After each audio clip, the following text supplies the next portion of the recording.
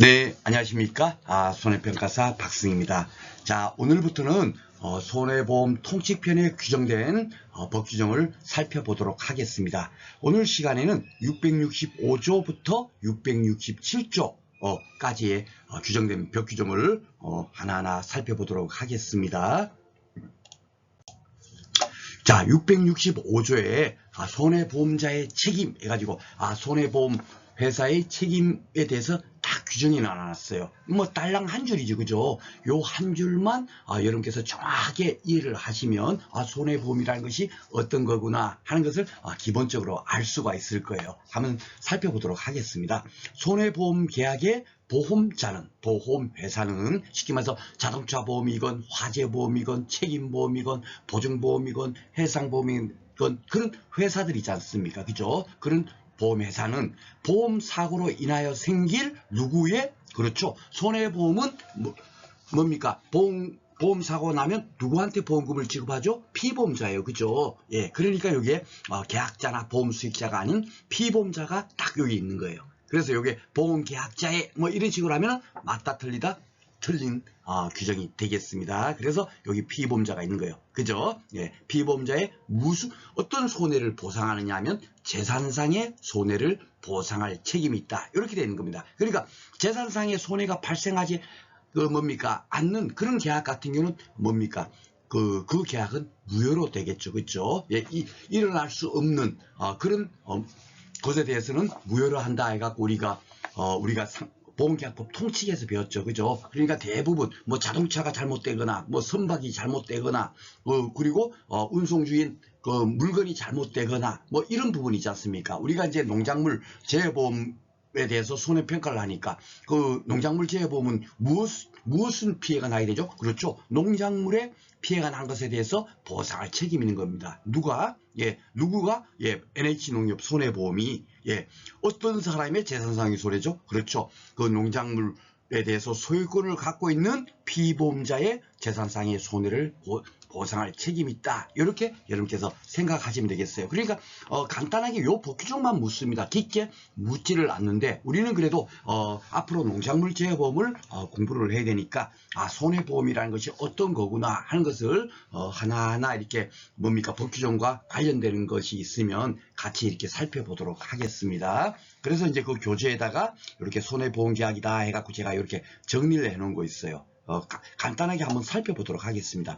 손해보험 계약은 재산상의 손해 부분에 대해서 보험 금액 한도 내에서 돼 있죠. 요 보험 금액이라는 것이 보험 가입 금액이라고 여러분께서 이해를 하시면 되겠습니다. 앞으로 손해보험 통칙 규정에 나와 있는 보험 금액은 대부분 뭡니까? 보험 가입 금액을 의미하는 겁니다. 그렇게 이해를 하시고 보셔야 법 규정을 쉽게 이해할 수 있겠습니다.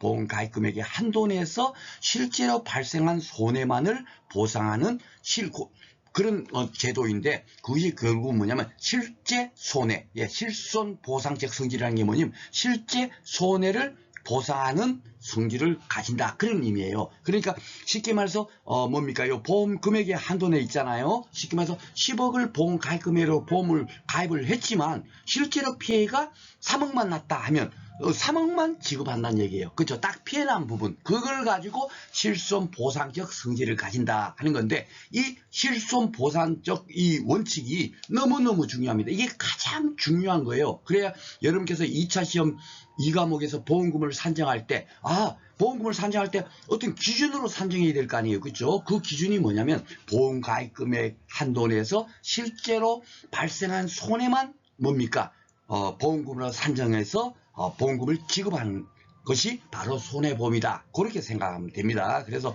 이 실손보상의 원칙은 너무너무 중요한 거예요. 이걸 아느냐 모르냐고 묻지를 않아요. 이건 당연히 알아야만이 그 다음에 우리가 2차 시험 2과목을 공부를 할 수 있는 겁니다. 아셨죠? 그래서 실제 손해만 보상한다 하는 것을 것이 손해보험의 가장 절대적인 원칙이라고 생각하시면 됩니다. 예를 들자면 인보험 같은 경우는요, 생명보험을 가입할 때 내가 보험 가입 금액 1억으로 보험을 가입하면 1억이 만약에 이제 그런 어떤 보험사고 발생되면 1억이 지급되겠죠? 근데 보험 가입 금액 10억으로 가입하면 어떻게 얼마가 줄까요? 그렇죠. 보험금이 10억이 나가요. 실제 손해를 파악하고 이런 것이 아니라 보험 가입 금액만큼 그만큼 보험금이 나가는 거예요. 그러니까 임보험하고 손해보험은 보험금 지급 구조가 완전 다른 거죠. 그죠? 똑같은 보험을 들었는데 보험금 지급되는 체계가 다른 겁니다. 그래서 그런 것을 여러분께서 기본적으로 아주 기초적인 사항인데 이런 사실도 모른 채 무작정 뭐 공부를 해갖고는 아무런 뭡니까 여러분들께서 도움이 되질 않는다는 얘기죠. 그래서 제가 실질적으로 시험 문제에서는 요거만 알면 되는데도 불구하고 제가 아래 내용까지도 이렇게 다 같이 정리를 해놨습니다. 그래서 실손보상의 원칙을 구현하기 위한 제도로 뭡니까 손해보험에서 피보험이익이요. 여기 이제 피보험자가 피보험이익이 있는 사람을 피보험자라고 하거든요. 그죠? 예, 그 내용. 그러니까 피보험이익 제도가 임보험에는 없고 손해보험에만 있는 거구나. 그런 것도 아시게 되는 거고. 또 보면 손해보험 이제 통치 규정이 뒤에서 배우겠으면만은 보험자 대의 제도도 있어요. 오늘 이런 부분을 다 상세하게 설명하기는 조금 이렇게 뭐랄까 시간도 많이 걸리고 하니까 그 해당되는 데 가서 피보험 이익 갖고도 따로 제가 한 강의로 따로 강의를 할 거고요. 보험자 대의 갖고도 한 강의로 따로 할 거예요. 그렇죠? 이런 것들이 손해보험에서 뭡니까 필요한 제도구나. 실손 보상의 원칙을 뭡니까 그대로 이행하기 위해서는 이런 제도들이 있구나 하는 것을 가볍게나마 알고 계시면 좋겠습니다. 그리고 뭐 손해 시가주의라든지 신규 교환 공제라든지 타보험 약관 조항 이런 것들도 다 뭡니까 실손 보상의 원칙을 구현하는 제도다. 그 정도로만 이렇게 오늘은 알고 계시면 되겠습니다. 요런 내용들은 실질적으로 이제 그 뭡니까 그 보험계약법 이제 관련되는 시험에서는 다음 중 실손 보상의 원칙을 구현하기 위한 제도가 아닌 것은 이런 식으로 해서 문제가 나오기도 해요. 그런데 아직까지는 우리 시험에는 이 정도까지는 나오기가 조금 어렵지 않느냐. 심도가 난이도가 올라간다 하더라도 어느 정도인가 그것을 제가 또 정확히 제가 지금 파악하고 있죠. 그죠? 그래서 이런 것은 가볍게 다 뭐 이런 걸 완벽하게 공부한다는 것은 또 의미가 없습니다. 우리가 합격만 하면 되니까. 그렇죠? 그래서 이런 부분은 가볍게 일단 넘기셔도 되겠습니다. 꼭 필요한 부분은 제가 다 시간이 많이 걸리더라도 꼭 설명을 해드리고 있죠. 그죠? 예. 그리고 이렇게 실손 보상의 원칙을 왜 이렇게 적용을 하는가 하면요. 쉽게 말해서 3억이 피해 났는데 10억을 보험금으로 지급을 하게 되면 어떻게 돼요? 너도 나도 다 보험을 듭니다. 그렇죠? 아유 1,000원 피해 났는데 10억을 줘? 아이고야 너무 좋아. 그리고 이게 웬 떡 하면서 다 보험을 주죠. 그러면 어떻게 되죠? 보험이 도박화가 돼가지고 보험 제도가 유지되지를 않을 겁니다. 그죠? 그러니까 딱 피해난 만큼만 준다. 예, 그거예요. 그러니까 이게 아무것도 아닌 것 같지만, 이것을 아느냐 모르냐, 이해를 하고 있느냐 모르냐에 따라서 엄청나게 뭡니까? 공부 방법이 틀려지고, 이해력이 틀려지고, 막 그렇게 되는 거예요. 그죠? 너무너무 중요한 원칙이다. 그거 하나, 기억하시고 계시고, 단지 어디에든지 보면은 예외사항이 있지 않습니까? 그죠? 이렇게 원칙을 지키려고 하다 보면 도리어 또 어떻게 되죠? 그 원칙에 부합되지 않게 도리어 더 많은 불이익이 발생되거나 나쁜 것이 발생할 수 있는 그런 경우가 있어요. 그런 경우에는 예외적으로 뭡니까 실손 보상의 원칙을 지키지 않고 지금 현재 운영하고 있습니다. 그 대표적인 것이 667조에 규정되어 있는 희망이익보험 그리고 670조에 규정되어 있는 기평가보험 요 따로따로 다 공부를 합니다. 676조에 규정되어 있는 신가보험 이런 제도는 실제 손해만큼만 보상하지 않고 뭡니까 오히려 실제 손해보다도 더 많이 보상할 수도 있는 그렇게 운영되는 제도다라고 오늘 이 시간에는 가볍게 이렇게 이해만 하시면 되겠습니다. 따로 이것도 따로 다 강의를 하니까요. 그렇게 하다 보면 이런 것이 실손 보상 원칙에 조금 이렇게 예외적으로 이렇게 운용되기도 하는구나.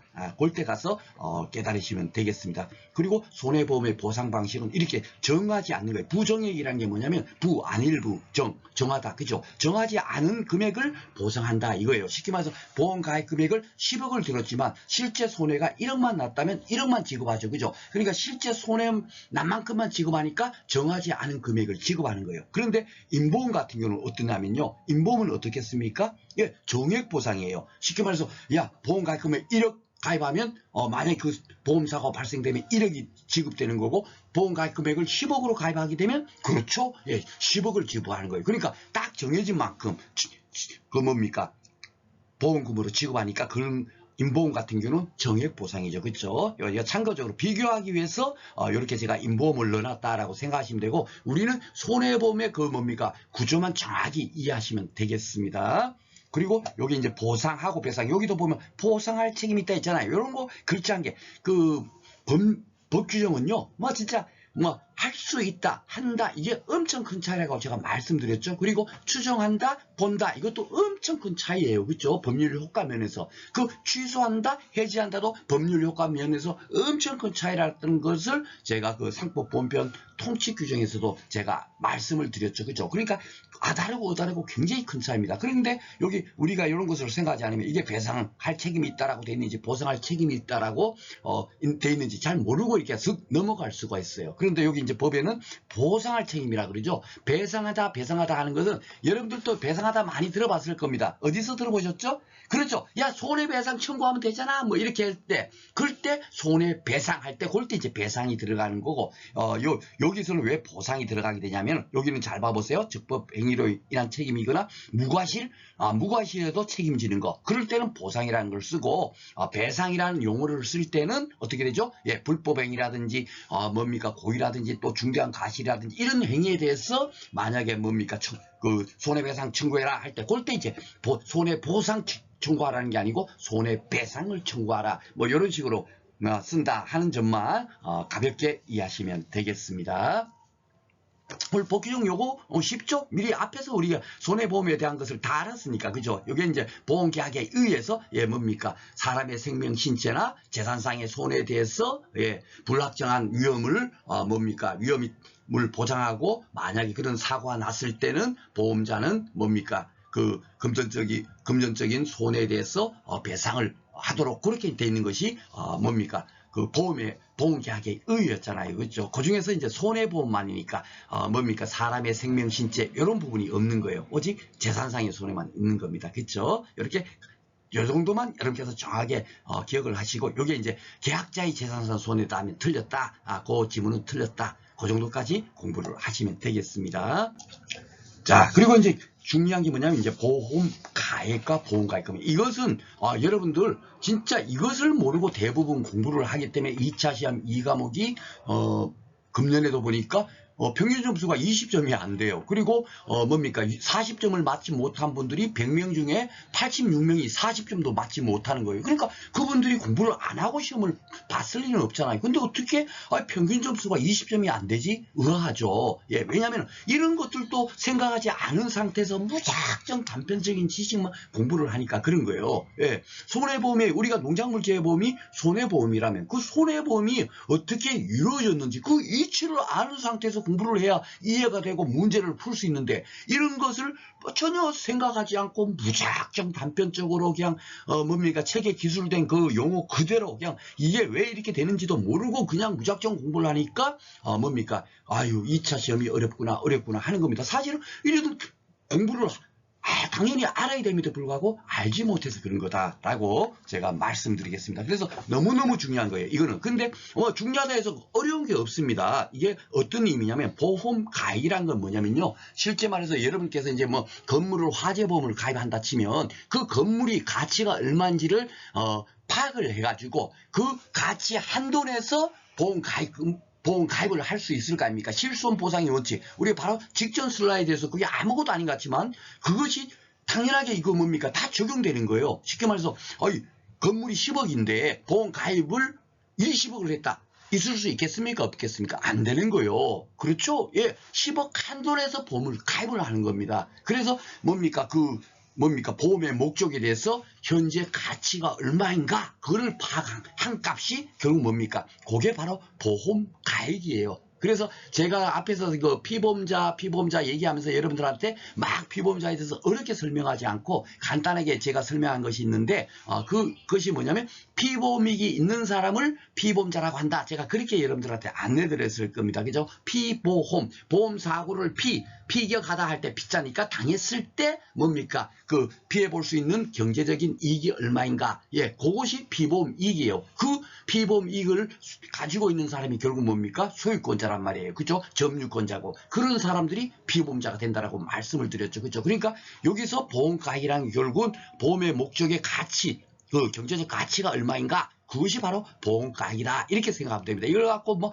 학문적으로 막 공부하면 머리가 도리어 그 의미가 없어요. 아셨죠? 그러니까 그 가치가 보험가액이고 이 뒤에 있는 보험가액 금액은 뭡니까? 그 10억이 건물이 10억이라면 결국은 어떻게 되죠? 보험가액은 10억을 한도 내서 10억 한도 내서 1억을 들건 5억을 들건 10억을 들건 그런 계약자가 선택해서 가입을 할 수 있는 겁니다. 왜 근데 1억을 들고 5억을 들겠어요? 가치가 10억인데 그렇죠? 예, 여러분들 잘 아실 겁니다. 10억 을 보험 가입 금액으로 보험을 가입하게 되면 어떻게 했어요? 그만큼 다음에 그 보험사고 났을 때 지급되는 보험금이 많을 수 있으니까 결국 보험료가 많을 겁니다. 그렇죠? 그런데 만약에 1억을 들었다. 그건 왜 그러겠어요? 예, 아유 너무 부담이 돼. 10억을 들으니까 100만 원이야. 그럼 아이고 난 한 10만 원 정도씩만 부담하고 싶어. 그런 분들은 어떻게 됐어요? 10억을 가입하지 않고 뭐죠? 1억을 가입할 수 있을 거예요. 그죠? 보험 가액은 10억이어도 보험료가 너무 부담되니까 나는 그러면 보험 가입 금액은 1억 이렇게 그렇게 가입을 하는 겁니다. 그죠? 요 원리만 여러분들께서 아시면 요 내용 아주 쉽게 이해할 수 있습니다. 한번 살펴보도록 하겠습니다. 자, 보험가액, 보험자가 보상하게 되는 법률상의 최고한대. 쉽게 말해서 이 보험가액이 결국은 의미가 뭐냐면 10억이에요. 가치가. 그런데 만약에 보험가입을 가입 금액을 20억을 들었다 하더라도 절대로 20억을 주면 안 되죠. 그렇죠? 실손 보상이니까. 실손 보상. 그거 한번 떠올려보세요. 실제 손해는 10억 이상 피해가 날 이유가 없죠. 그렇죠. 이 바로 이 실손보상 여기도 적용되는 겁니다. 그러니까 20억을 들고 100억을 들더라도 건물의 가치가 10억이면 최종 지급되는 보험금은 얼마요? 한도가 10억밖에 지급되지 않는 거예요. 그러니까 이걸 갖고 학자님들께서 법률상의 최고 한도이다. 이렇게 이제 설명을 하고 있죠. 예, 그리고 손해보험에만 있다. 이건 보험가입 이런 건 임보험에는 없어요. 아셨죠? 예, 그 정액보험이니까 가입을 5억을 들면 5억이 지급될 거고 10억을 가입하면 10억이 지급되는 거예요. 그렇죠? 그러니까 실손보상의 원칙이 거기 임보험 자체는 없는 거예요. 아셨죠? 그러니까 우리는 지금 앞으로 농작물재해보험을 공부해야 하는데 그 농작물재해보험이 손해보험이니까 야 손해보험의 어떤 구조가 어떤지 손해보험이 어떻게 이게 이루어지는지 그 원리를 아는 상태에서 그 다음에 약관을 공부해야만이 그것을 정확하게 캐치를 할 수 있겠죠. 그렇죠? 그래서 제가 뭐 이것이 시험 문제 나온다 이런 것이 아니더라도 정말 이걸 가장 중요하다. 제가 누누이 말씀 뒤에 것도 다 중요해요. 뒤에 일부 보험, 초과 보험, 중복 보험 다 중요합니다만은 이것은 가장 기본의 기본. 기억 니은 쉽게 말해서 기억 니은도 모르고 무슨 공부를 하겠습니까? 그렇죠? 예, 그 부분이다라고 생각하시면 되겠습니다. 요 뒤에 뭐 책임보험에는 보험가액을 사용하지 않는다. 이거는 여러분들 모르셔도 돼요. 아셨죠? 이거는 우리 책임보험은 우리 시험 범위도 아니고 이것은 좀 이렇게 뭡니까? 좀 보험계약법 조금 이렇게 난이도 있는 그런 문제에서나 이런 것을 물어요. 아셨죠? 대부분 이런 것을 어려운 걸 묻는데 우리 시험은 이까지는 아닙니다. 아무리 난이도가 올라가더라도 단지 제가 이제 교재를 이렇게 집필하다 보니까 이런 내용 같은 것까지도 제가 다 기술을 해놓은 거예요. 자, 피보험이익에 대한 금전적인 평가액이다. 보험가액이. 그래서 구체적인 손해액을 산정의 평가 기준이 된다. 요거 이 얘기는 뭐냐면 쉽게 말해서 건물이 10억이다. 그러면 어떻게 되죠? 예, 그 피보험이익이 얼마다? 10억. 예, 그러니까 보험가액 이꼬로 피보험이익 됐죠? 예, 그렇게 똑같다라고 생각하시면 돼요. 뭐 피보험이익이란 건 달리 말해서 보험가액은 보험의 가치 겠죠? 요걸 풀면 그죠? 피보험이익은 당하다 보험 사고를 당했을 때 이익 경제적 가치 그러니까 그 똑같은 내용을 달리 이렇게도 쓰고 저렇게도 쓰고 용어를 만든 것 뿐이에요. 아셨죠? 너무 혼돈스럽게 생각하지 말고 보험가액 이꼬로 피보험이익 이렇게 정리해도 전혀 뭡니까 여러분들께서 뭐 공부하시는데 잘못되는 것이 아니니까 도리어 그렇게 똑같은 거다라고 생각하시면 되겠습니다. 그리고 여기 돼 있죠. 보험계약을 체결할 때 약정되는 보험가입금액은 보험금액은 다 보험가입금액으로 제가 바꿔서 여러분께서 읽으시면 이해하시면 된다라고 말씀을 드렸습니다. 보험가입 금액은 원칙적으로 보험가액을 초과할 수 없다. 10억이면 10억 이상 보험 가입할 수 없다. 원칙적이라는 건 얘기는 예외도 있죠. 그죠? 예외도 있지만 원칙적으로는 뭡니까? 10억이면 보험가입 금액은 20억, 30억 들 수가 없다. 예, 요것도 여러분께서 하나 기억해 주시면 좋겠습니다. 그렇기 때문에 여기에 우리가 앞으로 배울 초과보험 따로 한 강의로 빼서 공부를 할 거고요. 이거 한 문제 나와요. 여기서 중복보험도 해마다 한 문제가 나와요. 이것도 따로 한 강의로 뺄 거고, 일부 보험도 한 문제가 무조건 나옵니다. 이것도 한 강의로 따로 뺄 거예요. 그러니까 여기서 제가 이런 부분을 다 설명해드리지 않고 일단 기본적으로 여러분께서 아셔야 될 거 먼저 깨달으시고 그 다음에 해당되는 강의에 가서 따로 상세하게 설명드리도록 하겠습니다. 그래서 보험가액, 그러면 이제 뭔지 아시죠? 건물이 10억이면 그 10억, 그 가치가 보험가액이고 비보험이익이구나. 요것만 딱 여러분께서 머릿속에 뭡니까 명심하고 계시면 되겠고, 보험가입 금액은 뭐예요? 가입하는 금액이에요. 그러면 건물의 가치가 10억이라 하더라도 1억도 가입할 수 있고 5억도 가입할 수 있고 10억도 가입할 수 있다. 그죠? 계약자가 선택해서 가입하는 금액이 결국 뭡니까? 예, 보험 가입 금액이겠죠. 그러니까 여기 봐보세요. 보험자가 보상하게 되는 계약상의 최고 한도, 쉽게 말해 1억을 보험 가입을 했으면 얼마예요?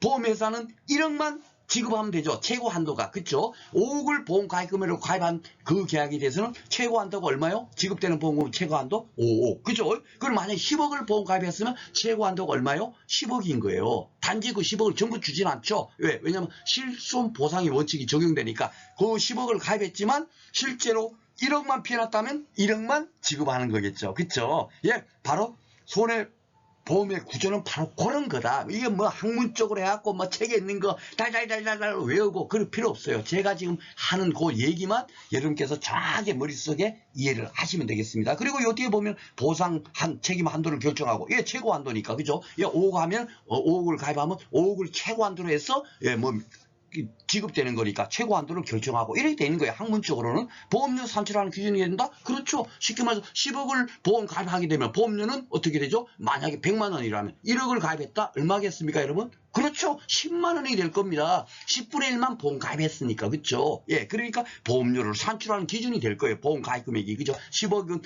100만 원, 1억은 10만 원 이런 식으로 되니까. 그죠? 그러니까 보험료를 산출한 기준이 된다 이런 거예요. 이걸 갖고 막 달달달달 외울 이유가 없죠. 이렇게 기본적인 큰 구조만 이해하고 나면 다 이게 자동적으로 여러분께서 그냥 술술 그냥 눈으로 읽어도 이해가 될 겁니다. 그래서 보험 가액하고 보험 가액 금액, 그 중에서도 더 중요한 거는 보험 가액입니다.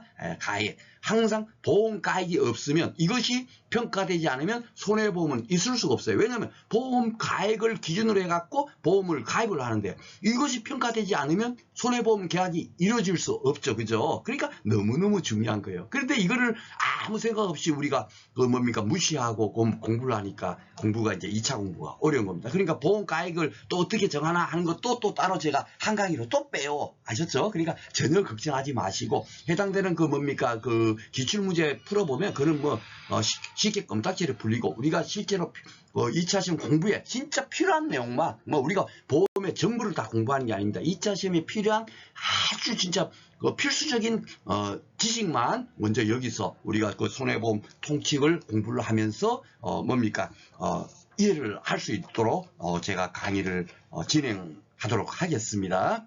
오늘 복귀정이 그렇게 딸랑인데도 지금 계속 이렇게 나오죠? 왜? 이게 이제 뭐냐면, 자, 손해보험의 구조 이제 한번 보겠습니다. 자, 보험 가액을 있어야만이, 보험 가액이 정해져야만이 그것을 기준으로 해서 보험을 가입한다 그랬죠. 그쵸? 예, 가입하고, 만약에 사고가 났다 하면은 어떻게 되죠? 예, 사고 난 만큼만, 피해 난 만큼만 보상을 해서 보험금을 지급하니까 정액이 아니라 부정액 보상이다. 이렇게 앞에서 다 내용이 공부한 내용이에요. 그래서 여기에 보면은 전부보험, 일부보험, 초과보험, 요거는 이제 뒤에 가서 따로 이것도 공부를 하는데, 가장 기본이기 때문에 여기서 한번 간단하게만 살펴보자면요.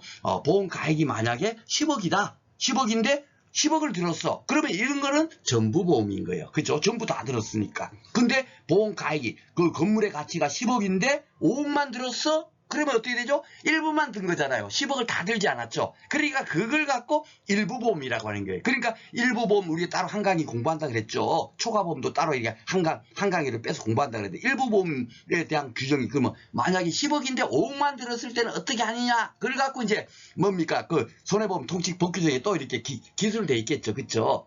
그런 식이에요. 아셨죠? 그러니까 여기는 오늘은 일부보험이 어떤 거다? 예, 보험 가액이 10억인데 1억만 들은 경우, 예, 일부만 든 경우, 그런 건 일부보험이다 라고 생각하시면 되고, 그러면 초과보험은 뭐겠어요? 10억인데 얼마요? 그렇죠. 10억을 초과한 거. 즉 20억을 들었어. 보험 가입 금액. 이런 건 이제 초과보험인 거예요. 야, 초과보험을 가입했을 때는 그러면 이걸 어떻게 처리해야 되는지 또 당연히 법에 나와 있겠죠. 그쵸? 예. 그래서 그걸 한 강의 따로 공부를 하는 거고, 해마다 한 문제 한 문제씩 다 나오는 겁니다. 예. 그래서 오늘 그 공부한 내용이 꼭 시험에 뭐 오늘 법 규정이 무조건 나온다가 아니라, 이렇게 한 단계별로 가면서 그 뭡니까? 시험에 나올 수 있는 법 규정도 깨우치고, 또 그 법 규정이 2차 시험 공부에서 우리가 필요한 내용을 또 우리가 또 거기서 또 공부를 해야 되겠죠. 그죠? 예, 그런 식으로 강의를 진행하도록 하겠습니다. 요 밑에 내용은 이제 앞에서 슬라이드에서 설명한 거 있죠. 보험가액은 결국 법률상이 최고한데, 건물이 10억이면 10억, 아무리 뭐 계약을 20억 했건 30억 했건 필요 없어.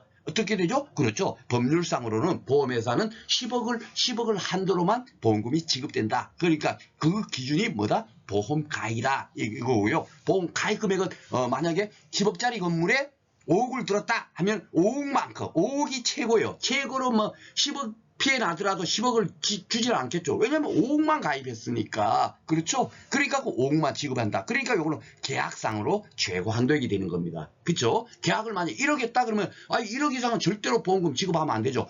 건물 10억짜리 건물 전체가 화재보험으로 화재 보험을 들었는데 화재 사고로 다 불타버렸어요. 10억 피해 났어요. 경제적 피해가. 그런데 보험 가입을 1억을 냈으면 피해가 10억 났다고 해도 10억을 주면 안 되죠. 왜냐하면 1억만 가입했으니까, 보험료도 10억 가입한 사람의 10분의 1만 냈으니까 결국은 뭐죠? 예, 1억만 지급되는 거예요. 그걸 갖고 비례보상한다. 뭐 이렇게 이제 그 2차 시험 여러분들 이제 그 이 과목 공부하면 그걸 갖고 이제 일부 보험인 경우는 비례보상한다 하고 이제 여러분들 배우실 텐데, 바로 이 원리만 알면 자동적으로 깨우칠 수 있는 겁니다. 그래서 맛보기를 한번 또다시 이제 도표를 한번 그려봤고요.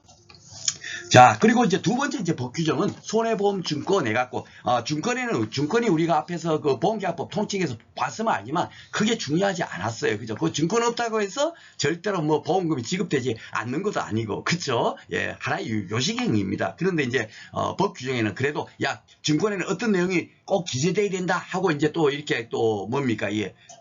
법에는 또 정해져야 될 거 아닙니까? 그죠? 그러니까 요 내용들이 다 뭐겠어요? 너무너무 중요하니까 적어도 이런 것은 꼭 기재를 돼 있어야 된다. 기재사항으로. 예, 그래갖고, 요것을 묻는 경우가 많이 출제가 되겠죠. 그죠? 해마다 거의 뭐 이거, 최소한 3년에 2번 정도 걸로 출제가 됐어요. 다음 중 손해보험 증권의 기재사항이 아닌 것. 근데 이거 뭐 살짝만 보더라도, 여러분께서 충분하게, 이거 맞아, 틀려 할 수 있는 거고요. 제가 요 뒤에 녹색으로 교재다 이렇게 표시하는 이유는 뭐냐면, 보험의 목적 그러면 여러분께서 당장 뭔지를 잘 모르잖아요. 그죠? 야, 이게 뭐지? 처음 이제 그 용어를 잘 모르기 때문에 잘 느낌이 안 올 거예요. 야, 보험사고 이성질금이 이게 뭐지? 막 그럴 거 아닙니까? 그래갖고 제가 농작물법, 여러분들께서 앞으로 이제 2차 시험을 공부를 하게 되면 농작물 제어보험 약관을 공부하잖아요. 그쵸? 그걸 갖고 제가 같이, 보험의 목적이란 거는 뭐 사과, 뭐 양파, 뭐 이런 거 있지 않습니까? 그쵸? 예, 이런 것들을 보험의 목적이라고 한다. 이갖고 하나의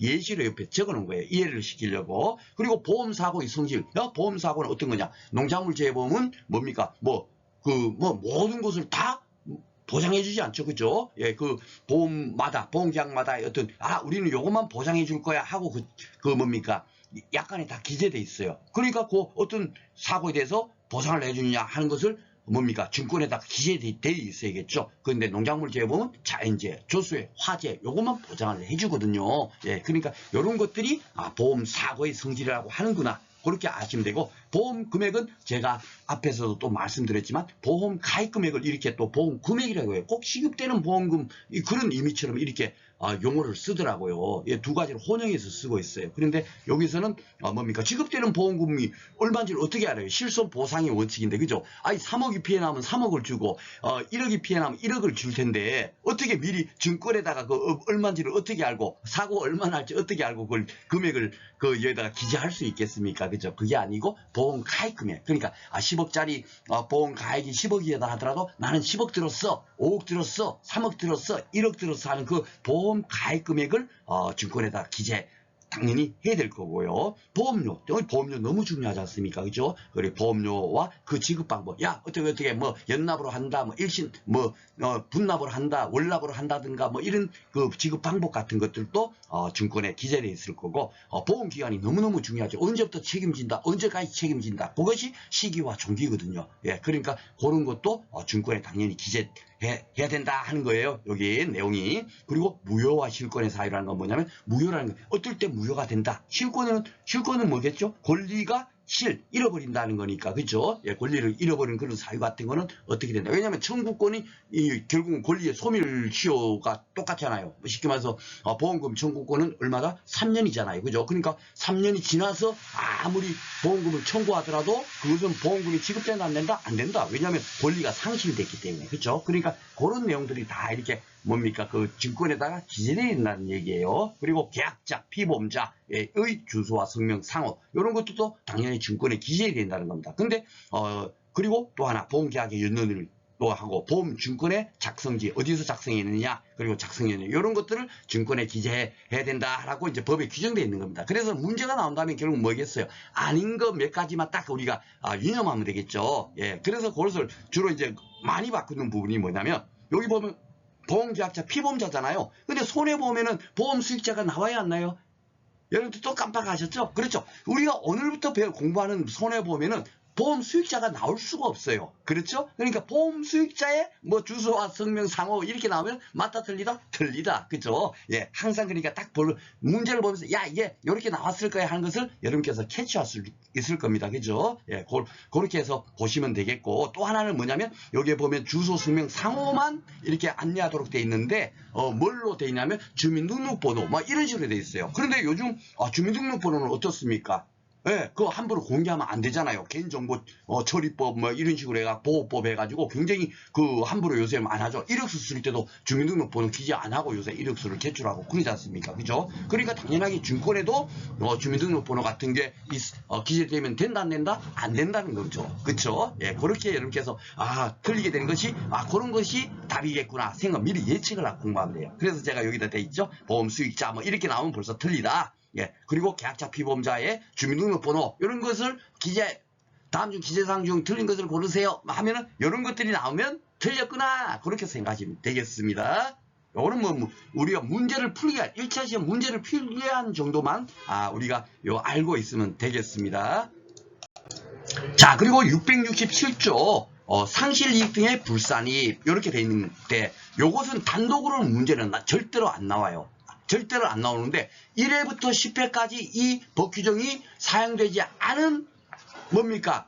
기출문제는 한 번도 없어요. 매년 1회부터 10회까지 매년 이 667조가 쓰여졌습니다. 그러니까 이거는 무조건 시험에 뭡니까? 여러분께서 시험 보는 그 시험 문제지에도 반드시 이 지문이 출제가 된다고요. 그러니까 너무너무 중요하죠. 그죠? 한 문제는 아니지만. 그래서 한번 살펴보도록 하겠습니다. 상실이익 등의 불산이익 이렇게 되는데 이게 어떤 의미인가? 바로 이제 한번 살펴보겠습니다. 보험사고로 인하여 상실된 피보험자가 얻을 이익이나 보수는 그죠? 그러니까 이 피보험자 할 때 제가 이걸 갖고 뭡니까? 어려운 게 자꾸 법률적인 그런 생각하지 마시고 무조건 놓고 제가 뭐라고 그랬죠? 그렇죠? 소유권 갖고 있는 사람 제가 그렇게 기억하라 그랬잖아요. 그죠? 그게 제일 편한 거예요. 예. 그래야만이 딱딱하게 읽으면서 그것이 이해가 되거든요. 예. 그러니까 소유권을 갖고 있는 사람이 피보험 이익이 있는 거고 피보험 이익이 있는 사람이 피보험자니까. 그죠? 예. 그런데 보험사고로 인해서 상실된 뭡니까? 피보험자가 얻을 이익이나 보수, 이것이 어떤 의미냐 하면, 쉽게 말해서, 건물을, 뭡니까? 10억짜리 건물을 갖고 있어요.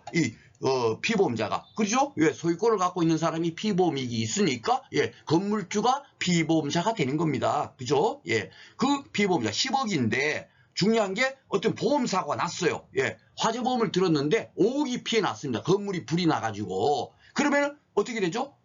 보험사고로 인하여 상실된 뭐죠? 예, 피해가 5억이 났죠. 그렇죠? 근데 5억만 났냐? 그렇지 않아요. 왜냐면은 건물주가 그 건물을 전부 다 씁니까? 안 씁니까? 전부 다 쓰진 않아요. 그렇죠? 대부분 임차를 주잖아요. 임차. 그렇죠? 예, 임차를 주게 되면 그 임차료를 받아야 안 받아요. 매월 뭐 50만 원씩 100만 원씩 이렇게 받을 거 아닙니까? 그렇죠? 예, 뭐 이렇게 뭐 강남 같은 데는 뭐 1000만 원은 아주 우습습니다. 뭐 1500, 1700, 한 개층에 이 임차료가 그렇게 비싸요. 그 임차료도 뭡니까? 임차료에 대해서는 그 뭡니까?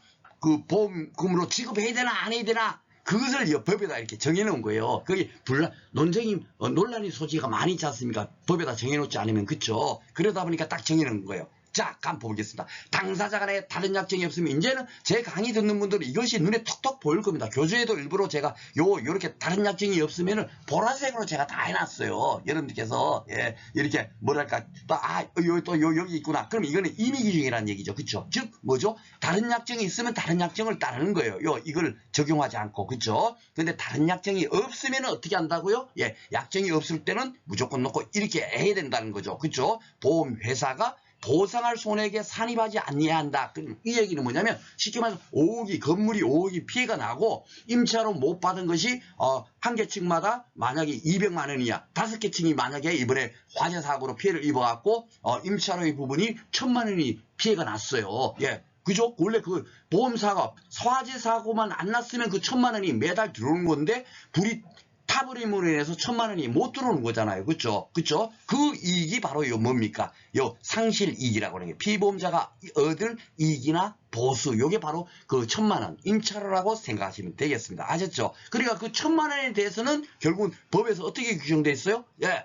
보상할 손해액에 산입하지 아니한다. 예. 보험회사가 책임 안 진다는 얘기예요. 그냥 건물에 대한 피해 5억만 피해 났으면 그 5억만 책임지지. 예, 그 뭡니까? 화재 사고로도 못 받을 임차로 그 200만 원씩 5개 층 1000만 원에 대한 것은 보험회사가 책임 안 진다 이겁니다. 그렇죠? 만약에 그 약정으로 보험회사가 그것도 책임지게 하면 그거는 국가에서 간섭할 의미가 없죠. 그렇죠? 예, 간섭하지 않겠고 단지 약정이 없을 때는 그 이제 논란이 될 수 있으니까 그럴 때는 그거는 보험회사가 손해 뭡니까 보험금을 지급하지 않아도 된다 하는 것을 여기다가 667조에서 딱 정해 놓은 거예요. 너무너무 중요하죠. 그러니까 이게 매년 출제가 되는 겁니다. 그래서 제가 여기 밑에 이제 교재를 편집하면서 이 법규정에 관련되는 그 사례, 농작물 재해보험 사례로 일부러 줘야 했는데 저는 지금 현재 강의를 하면서 농작물 재해보험을 해서 이 사례를 갖고 설명하지 않고 이왕이면은 그냥 뭐 이렇게 건물 있고 물 났어요 이렇게 하는 것이 여러분들 들을 때는 그게 쉽지. 농작물 재해보험은 아주 구조를 잘 모르고 뭐 유리온실이 있고 뭐 어디 뭐 시설 그 작물을 재배하고 이러면 머릿속에 쉽게 잘 안 들어오잖아요. 그죠? 예, 그래서 뭐 교재를 만들 때는 농작물 재해보험에 뭡니까 사례를 들어가지고 이렇게 그 기술 뭐 제가 책을 만들었어요. 만들었지만 강의할 때는 요 내용을 갖고 하기보다는 더 쉽게 여러분께서 이해하시라고 뭡니까 일반 뭐 건물이 어떻고 화재가 어떻고 이제 안보험이 어떻고 이런 식으로 설명한다 하는 점 여러분들 다 알고 계실 겁니다. 그렇죠? 그래서 요 내용 읽어봐 보시면 똑같은 내용입니다.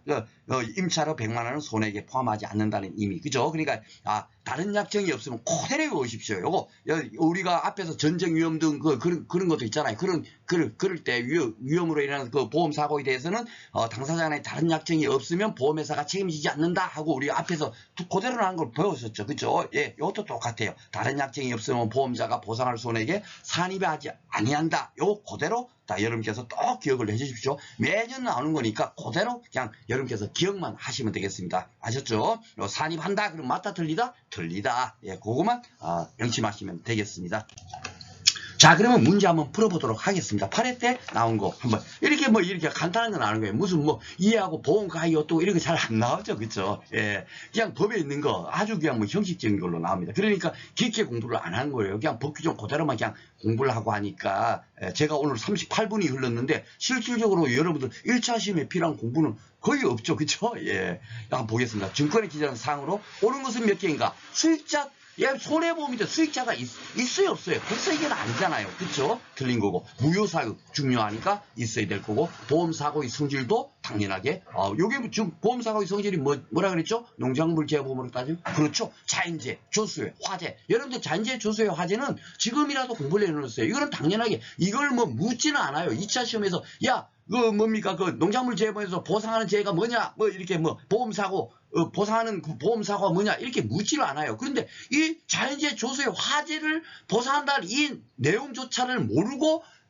더 깊은 내용을 공부할 수 있겠습니까? 없겠습니까? 지극히 당연한 것은 당연히 알고 있는 상태에서 공부를 해야 되는 거예요. 그렇죠? 근데 그거를 전혀 생각하지 않고 그냥 뭐가 뭔지도 모르는 상태에서 더 이상한 걸 공부해갖고 그게 이해가 안 된다는 얘기죠. 이제 제가 뭡니까? 상법보험편 손해보험 통칙에서 여러분들한테 전달해 줘야 될 게 전달하려는 것이 무엇인지 여러분들도 이해하시죠? 예, 바로 그런 거예요. 그죠? 그래서 이런 내용도 이왕이면 제가 다 농작물 제어보험으로 바꿔가지고 교체를 편찬한 이유가 그겁니다. 그러니까 나머지 보험 금액은 보험 가입 금액이니까 맞는 겁니다. 그렇죠? 예, 그렇게 해서 여러분께서 공부를 하시면 되겠습니다. 자, 그리고 자, 9회 문제 한번 풀어보도록 하겠습니다. 9회 상법상 손해보험에 관한 설명으로 옳은 것은 했습니다. 그죠? 야, 옳은 것을만 찾으면 되겠네요. 자, 보험자는, 보험회사는 보험사고로 인하여 생길 보험수익자의 재산상의 손해를 보상할 책임이 있다. 맞아요, 틀려요. 어떤 분들은 이거 갖고 아이고 또 바꿔놨네, 아유 괜히 헷갈리네. 그런데 이걸 제 강의 듣는 분들은 이거 헷갈린다고 하는 분은 아무도 없어요. 왜냐하면 손해보험에 보험수익자가 있을 수가 없는데, 쉽게 말해서 유치원생이 대학원에 갔다 해놓고 야 왜 유치원생이 이게 맞나 틀리나 그걸 갖고 고민하는 분들은 그건 진짜 그 뭡니까 가장 기본만 돼 있으면 그런 자동적으로 유치원생은 대학원에 입학할 수가 없어요. 그 나이에. 그쵸? 그런 지극히 상식적인 거예요. 그쵸? 그걸 갖고 문제 꼬아냈네 하는 분들은 공부를 잘못하고 있는 거죠. 그쵸?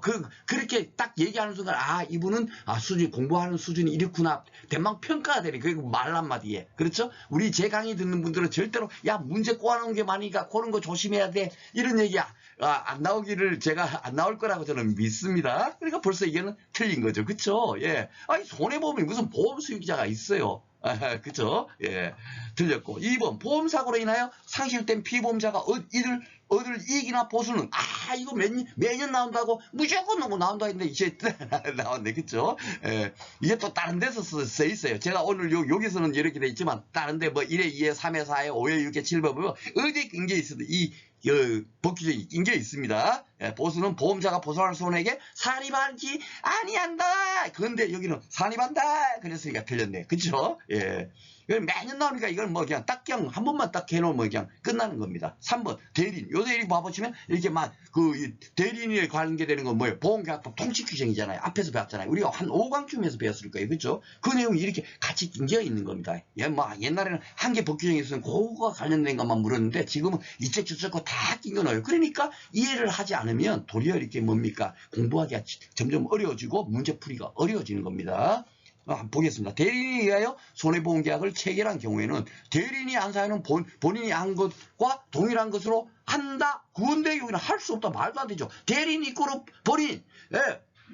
보험 대리상 이꼬르 보험회사. 제가 그 강의할 때 그것만 딱 기억하라 그랬잖아요. 그죠? 그것만 기억하면 이거 틀린구나 알 수가 있고. 4번은 보험계약은 금전으로 산정할 수 있는 이익이 하나여 보험계약의 목적으로 할 수 있다. 이것이 보험계약의 목적 규정인데, 다음 시간에 공부할 내용이 탈락 요거 하나, 요 복규정 하나 갖고 제가 1시간을 또 떠들 거예요. 한 강의. 1시간까지는 안 떠들겠지만, 실제로 뭐가 중요하겠어요, 이거? 중요한 거 없어요. 그런데 제가, 이런 내용의 의미를 정확히 알고 있어야만이, 여러분께서, 진짜 정말 농작물 재보험 공부할 때, 그래도 이 말이 뭔지 좀 이렇게 귀에 들릴 거예요.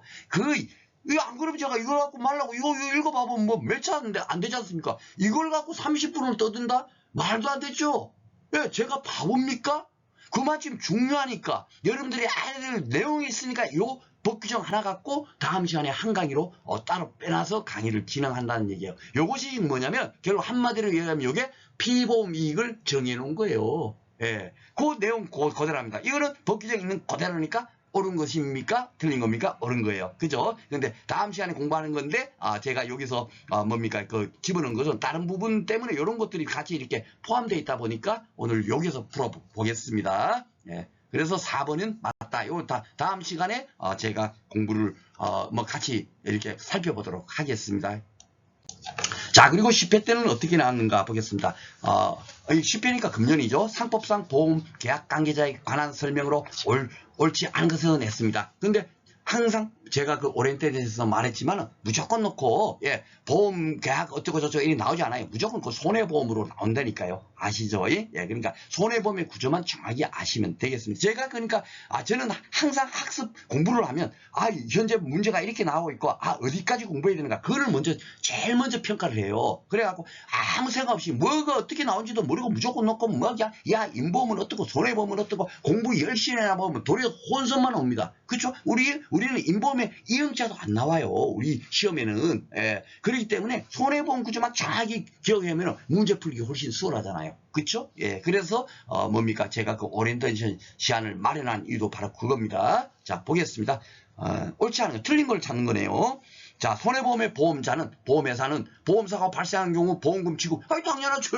보험회사가 보험금 지급이 의무 있으니까. 쉽죠. 그죠? 손해보험의 보험계약자는 자기 명의로 보험계약을, 그렇죠. 계약자는, 어떻죠? 자기 명의로 계약을 하는 거예요. 그죠? 소유권은 남한테 있다 치면 그게 타인을 위한 보험이 계약이긴 하지만 그렇더라도 뭐죠? 자기 명의로 하죠. 계약자는 자기예요. 보험 계약하는 사람이 보험 계약자니까. 그렇죠? 체결하고 보험료 지급이 그렇죠. 계약. 나 보험 들래 했으니까 그렇게 의사 표시한 사람이 보험료를 낼 거 아닙니까? 그렇죠? 예, 그러니까 당연하게 맞는 거예요. 자, 3번 손해보험의 피보험자는 피보험자는 뭐 소유권자 피보험 이익이 있는 사람 요거만 딱 돌리면 된다 그랬죠. 예, 피보험 이익의 주체로서 이게 대박 딱 나오네. 그죠? 보험 사고 발생할 때 보험금을 만들 자 맞아요, 틀려요. 그렇죠? 예, 보험금을 수령하는 사람이 손해보험에는 피보험자입니다. 그죠? 계약자가 아니에요. 제가 누구는 이제 아마 지금 한 2, 30번 얘기했을 겁니다. 그쵸? 예, 그러니까 이것도 당연히 맞고. 그러니까 틀린 거는 4번이 되겠네. 4번은 뭐 틀렸나 보게. 손해보험에 그거 딱 보이시죠, 여러분? 수익자. 이거는 손해보험 아니죠. 인보험이야. 그죠? 예, 그러니까 벌써 1거나 많아 틀린 거야. 그러니까 여기서 원래로 따지면 뭡니까? 인보험의 보험 수익자는 보험사고가 발생한 때로부터 때에 보험금을 지급받은 자로 지정된 자이다. 이러면 맞는 지문이죠. 그렇죠? 예. 근데 인보험에 대해서 그거 아니고 손해보험의 보험 수익자 했으니까 손해보험에 어떻게 보험 수익자가 있냐고요. 그렇죠? 그러니까 이렇게 똑같은 거 앞에도 그 뭡니까? 고만 알면 풀 수 있는 문제가 10회도 똑같이 나온 거예요. 그렇죠? 예. 형태. 그러니까 이게 뭐 나올까 많은 것을 공부하는 게 아니라 큰 틀만 이해하면 문제가 이래 바뀌고 저래 바뀌어도 쉽게 우리는 풀 수 있다. 그죠? 보험 수익자는 인보험에 왜 있는 거야? 이거 한 개만 기억하면 앞에 그 8회인가 9회인가 나왔던 거 그것도 풀고 이것도 푸는 겁니다. 그렇죠? 10회 때 또 하나 더 나왔네. 이거 손해보험 증권, 그죠? 기재상 좀 옳지 않은 것 하면 이제 이런 걸 딱 제가 밖에서 나온다는 거 아마 그걸로 나왔어요. 딱 봐보세요. 피보험자의 주민등록번호는 요즘 이렇게 뭡니까? 공개 잘 안 하잖아요. 그쵸? 그러니까 벌써 이게 딱 틀린 거야. 주소, 상호, 이런 것들은 할 수 있어도 주민등록번호 했으니까 벌써 틀린 거야. 나머지는 보험기한 정황교, 시기와 종기 당연히 있어야 되고, 보험료가 지급받는 것도 있어야 되고, 무효와 실권 사유도 있어야 돼요. 그죠? 그 기재사항이 딱 있으니까. 그러니까 쉽게 틀린 것은 뭡니까? 1번. 10회 문제, 2문제 나온 게 그렇게 어렵게 나온 게 아니잖아요. 그쵸? 예, 그렇게 나옵니다. 근데 이제, 제가 볼 때는 뭡니까?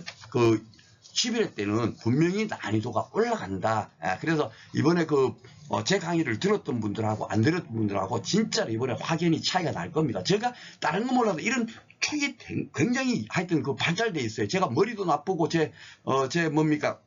카페에서 자기소개해 보면 저는 진짜 지극히 평범한 사람입니다. 거기서부터 시작을 하잖아요. 그죠? 정말 제가 잘하는 게 없는데 딱 하나 잘하는 게 뭐냐면 이상하게 어떤 효율적으로 공부하는 법 그리고 종합적인 사고력 그런 게 남보다 좀 뛰어나더라고요. 그래서 제가 이렇게 말주변도 없이 이렇게 강의를 할 수 있는 건 뭐냐면 여러분들한테 쉽게 공부할 수 있는 법 그리고 학습 범위를 줄여주는 거 그리고 요게 열애나니까 요걸 쭉 조심하세요. 이렇게 정확하게 뭡니까? 필요한 부분을 정확하게 맥을 짚어주는 거. 그런 걸 제가 다른 분보다 좀 이렇게 뭡니까? 능력이 뛰어난 것 같아갖고 이렇게 지금 강의를 하고 있습니다. 자, 오늘 이렇게 해서 이제 오늘 강의에 대해서 기출문제 다 풀어봤고요. 다음 시간에는, 아까 전에 제가 말했듯이 이 보험계약의 목적 있잖아요. 요 법규정을 가지고, 한 강의로 빼서 제가 강의를 진행하도록 하겠습니다. 요게 내용이 뭐냐면, 보험계약은 금전으로 산정할 수 있는 이익이 하나요? 보험계약의 목적으로 한다. 딱 그거예요. 요게 법규정이.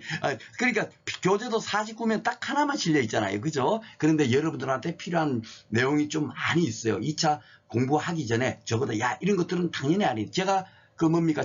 지난번에도 말씀드렸지만 우리가 양파를 공부하건 사과를 공부하건 이런 거 공부할 때 양파나 사과나 뭐 이런 것들이 농작물이야 하는 그 정도는 알아야만이 그 다음에 양파를 공부하고 사과를 공부하는 거지, 양파 사과가 농작물인지 뭐 이게 가축인지 이런 것들도 구분도 안 된 상태에서 그 양파를 공부해 봐봐야 무엇을 깨닫겠어요. 그렇죠? 그러니까 오늘 우리가 그 손해보험 통치 규정에서는 적어도 그런 부분, 큰 덩어리, 그 중에서 가장 중심되는 것 정도는 꼭 깨우치자라는 의미에서 또 따로 한 강의를 뺐습니다. 예, 오늘 또 공부하시느라고 수고 많으셨고요. 다음 시간에 다시 찾아뵙도록 하겠습니다.